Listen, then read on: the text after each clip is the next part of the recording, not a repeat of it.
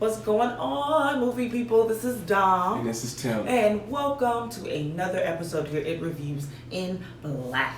And if you haven't already, which I'm quite sure you should have because you're watching it, but if you haven't, share the word. Make sure you get your people to like, subscribe to the channel, ring the little doorbell at the bottom so you get our notifications when we drop new content. Follow us on Instagram, Facebook, and Twitter, and finish one. Oh, also YouTube. And make sure you comment, interact with us so we can talk back and forth with you about the movies that we reviewed, the movies that you've seen, and your thoughts about the movies as well. Yep. So it's the doorbell now? Doorbell, notification, it's a bell. Bless it. It's whatever kind of bell I want it to be. Okay. So in this episode, we know right now in this current climate, we are dealing with a very serious epidemic called the coronavirus, or as Rona. we have nicknamed it, the Rona. Not us specifically, but you know, the culture has nicknamed it the Rona. And we know that there are people out here that are getting sick, and we hope that everyone is washing their hands. We have everyone lifted and hope that everyone is being Sharing safe. toilet paper. You know, and if you got some rolls, listen, just put some back on the shelf so we can get some. For real. Child, y'all in this toilet tissue.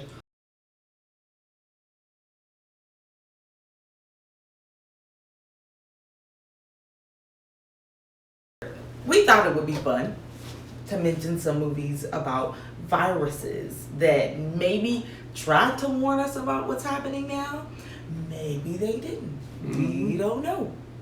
But let's get into these movies about viruses that maybe you want to check out. It's Outbreak, the 1995 film featuring Morgan Freeman, Cuba Gooding Jr., Dustin Hoffman. He sure was in there. And this one is about a disease that was going on over in Africa that the government initially tried to cover up and then take a piece of it as their own, as like to try to develop it as a super weapon. Dustin Hoffman fan. Right, but then all of a sudden, it was apparently mutated, came over to the States via a monkey and started to spread everywhere, causing all these mass deaths. This movie's available on Netflix. We actually watched it, a few weeks ago? Before the Rona got real bad. It had me thinking, I'm like, out of all the times to put Outbreak as a feature on Netflix, you're going to do it when the Rona come out. Netflix, I got some questions. They know something, that's all. They know something.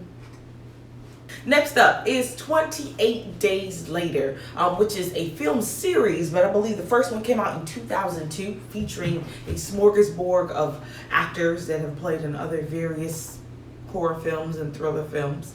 But 28 Days Later is about a disease that happens to creep out and begins to infect the people that is around them, where it pretty much begins to crash society. And so you have people that are turning into zombie-like creatures that are wanting to eat brains, and it's kind of that whole spiel, but it follows this group of survivors that is running from this disease. It's going from the city to the country, from the country to doing pretty much whatever they need to do to be rescued. And although I have yet to see any zombies pop up anywhere, I don't necessarily want to be fending for my life like they get.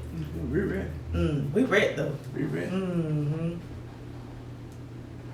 Third on the list is World War Z, which is one of my favorite zombie movies featuring Brad Pitt. Yep. This movie is about a virus that pretty much has taken hold, and if you're bitten, scratched, or anything like that by these infected people, you turn within, was it 12 seconds? Yeah. Something like that. And Brad Pitt plays a character who's a ex government employee, I'll put it like that, and he's being forced out of retirement to help find a cure for this virus, for this disease that's pretty much taking over the world and causing a global pandemic, a global it feels like you're saying a global pandemic. Yeah. So What's interesting about this movie is but this one, the creatures, once they turned, they wanted to. They were still people. They were people, right? But they ended up turning into creatures, sorry. But once they turned, they were like super speed, super reckless, and they would go after anything that moved. However, these zombies didn't touch people who has chronically ill, right? So the interesting kind of twist that I never really understood, and I was really hoping they would make a part 2, is the fact that in order for them to not necessarily cure the virus, but to be invisible to the now zombies, is to inject yourself with a chronic disease. And I always wondered, if you get injected with a chronic disease, a disease that is designed to, you have to exist with it for the rest of your life. No. Then what they did? No, because he did. At the end, he injected himself. He found something that was curable disease. He said it had to be chronic. No, but curable. He said it had to be something. No, he said viruses don't attack. Doesn't attach themselves to attach to another virus and the thing. So they had to infect themselves with a curable disease to blend in with it to kill off the zombies. But it was curable. I can go back and rewatch that. Comment below if you know. Was it something curable? Was it something chronic? You seen the movie? Let us know in the comments below. We're gonna figure that out. Resident Evil. What's that girl name? Mila Jovovich. This movie is based off of an old video game, pretty much about this company called Umbrella Corp, who designed this T virus that was originally supposed to help create, I guess, like a super soldier type thing. It ended up turning people into zombies. Yeah. And it started off with this underground network, and they started spilling over into the streets. Next thing you know, you got another global pandemic. There you go. And it's really funny. Yes. They got this little meme. Oh yeah, they have a little meme on it. Maybe we can attach it to the to this here, but it pretty much just shows the commonalities in real life and Resident Evil. For instance, you have makes you think. You have Umbrella Corp, which is the corporation behind this virus. And in the movie. Then you have this other corporation based in China that's called RLSW. Don't know what it stands for yet. And their logo is an umbrella, just like the Umbrella Corp, but it's blue and white instead of black and white. Instead of red and white. And then if you switch around the letters in Raccoon City, which is the main city where the movie happened, you get Corona. Yes, and what I learned about RLSW, actually, they have been investigating the coronavirus. Okay. So I thought that was unique, so that there's that connection there. And then one of the main video game characters, Chris Redfield, which is one of the police officers in the video game, the director of the CDC is Robert Redfield. Coincidence? Coincidence. Next movie is a very old movie that I actually saw back in high school that had to do with viruses, but it's still very, very interesting. It is called The Andromeda Strain. It's, again, I think it came back in 1971, featuring Paula Kelly, one of my favorite dancers of all time, and also Benjamin Bratt, who is probably most known for being in some of those cop shows like Law and Order and things like that. But this movie is a little bit different. It's a little bit more sci-fi-ish. It is about a U.S. satellite that was carrying this very unique organism, crashes in this little small Arizona city, and it's kind of a scramble of scientists from all over to get to this city, figure out what this organism is, and to stop it from spreading to the people of the city and potentially to the world. And again, it kind of makes you think, if you look at the coronavirus, it came out of nowhere, did a satellite crash in China. We're always hearing about stuff that's crashing. You never know, never see. So is this a virus, or is this like an alien organism that we have yet to discover what it is? Questions? I got questions. But check that movie out. It's pretty good. Old, but it's good. Lastly, another one of my favorite virus-like movies is Quarantine 1 and 2. One is featuring, I don't have those folk pulled up anymore. Yeah, there's a lot of people. A lot of good people you would recognize. The girl from Exorcism of Emily Rose. Columbus Short.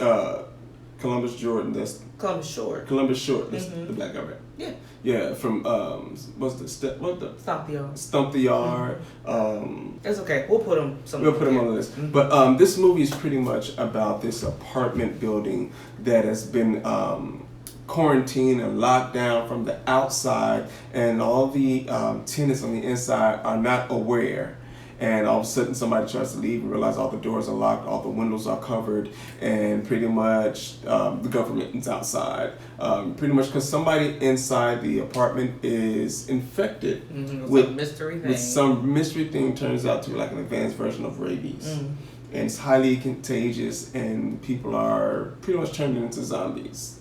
And you have this few group of people trying to huddle up together and trying to get out. Notice the trend. It's like virus, zombies. Virus, zombies. Where are the zombies? Government. Yeah. Are you hiding them? We've been spitting out zombie movies. Where did that thought come from? Now that I think about it. I don't know. Night of the Living Dead? You know, where they at? Now I know they exist, right? I know everybody's seen them little video clips. Let us know if you've seen them little crazy video clips of these people banging their heads on stuff and going crazy and biting people after they smoke something. Crazy stuff. But with this movie, I think it's very interesting that, like, all of a sudden one day you just wake up and there's paper everywhere and you're quarantined to this building. And what are we doing now? We're quarantining the schools. There's no school. Restaurants shut down. They're telling you to stay in the house. How much longer do we have until we are locked down? And there's going to be paper everywhere. All the houses and stuff. You got people marching the streets. Bless it. Ain't nobody about to saran wrap my house. Child, listen. But hey, it's just a movie, right? It's just a movie. Or is it? But what other movies have you guys seen that include viruses? There's plenty of other ones that we can mention, like I Am Legend with Will Smith. You have that's a good one. With 28 Days Later, they had 28 Weeks Later. Quarantine has a part 2. You have things like Cabin Fever. There's so many different movies that focus on viruses. Quarantine part 2 was based in the airport. Oh. Look at that. So many different movies. So many different movies. What other movies have you seen have to do with sicknesses, viruses that, you know, may make your skin crawl a little bit, make you think a little bit about what's going on now? What have you seen? Comment in below. Let us know. Let us know because we really want to check it out. Thank you guys for tuning in again. Make sure you like, subscribe to this video, share it. So thank you again for watching again. Again, my name is Tim. I'm Dom. And we'll see you later.